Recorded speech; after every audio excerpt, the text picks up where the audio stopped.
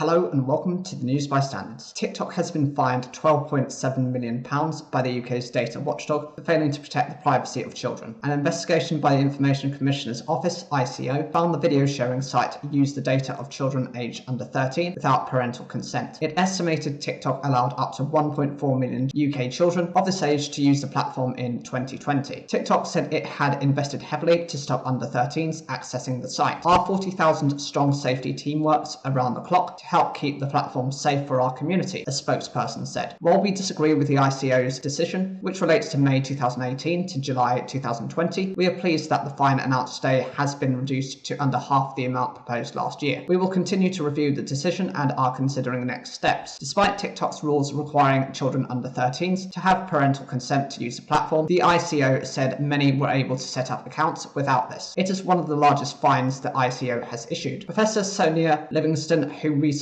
children's digital rights and experiences at the London School of Economics and Political Science, told the BBC it was great the ICO is taking action, but feared the fine amount could be shrugged off as the cost of doing business. Let's hope TikTok reviews its practices thoroughly and make sure that it respects children's privacy and safety proactively in the future. In September, the watchdog issued TikTok with a notice of intent, a precursor to handing down a potential fine. Information Commissioner John Edwards said there are laws in place to make sure our children are safe in the digital world as they are in the physical world. TikTok did not abide by those laws. As a consequence, an estimated 1 million under 13s were inappropriately granted access to the platform, with TikTok collecting and using their personal data. That means that their data may have been used to track them and profile them, potentially delivering harmful, inappropriate content at their very next scroll. TikTok should have known better. TikTok should have done better. Our £12.7 million fine reflects the serious impact their failures may have had. A few weeks ago, they sat drinking tea in the cosy kitchen of a father of three who was trying to take on YouTube for this very reason. Campaigner Duncan McCann wanted the ICO to act because he claimed the video sharing platform was violating the regulator's own children's code, which demands high levels of data privacy for children by default. It means not collecting their data and using it to serve them ads or recommendations, and not encouraging them to share more data through enticing design features. The type of data ranges from their activity on the platforms and elsewhere on the net to personal information about them, such as their location and the device they are using. Mr. McCann said it was like having an adult standing behind them with a clipboard writing down everything they do. Like TikTok, YouTube is supposed to be for children aged 13 and over, but if you have any younger children in your life, you'll almost certainly find that if they're not using platforms, they have friends who are. Both firms say they're doing everything they can to protect children online and provide a safe experience. TikTok's fine is for activity which predates the introduction of the code in 2020, for which the penalties can be high, although no firm has so far been found to be in breach. And the UK Online Safety Bill, due to be passed in the coming months, requires strict age verification processes by social networks, some of whom, like Instagram, are already beginning to implement them. Hitting wealthy tech firms in the pocket with big fines seems to be the authorities' third deterrent. But while £12.7 million